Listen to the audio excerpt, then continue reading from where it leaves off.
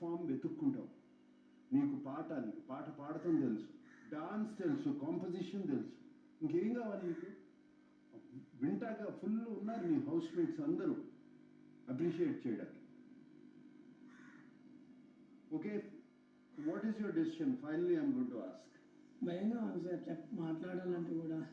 విజయం ఎప్పుడు భయం అవతలే ఉంటుంది సార్. Sorry sir. సారీ నాకెందుకు చెప్తున్నావా?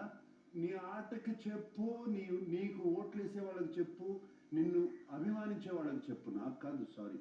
హౌస్లో ఒకళ్ళు ఇలా ఒంటరిగా ఫెయిల్ అవుతున్నారంటే ఇది హౌస్ ఫెయిల్యూర్ కూడా. సార్ లేదు సార్, వాళ్ళు రోజు వచ్చి మాట్లాడుతున్నారు సార్. సార్ వాడు నైట్ అంతా పడుకోకపోయినా నేనే ఉన్నాను.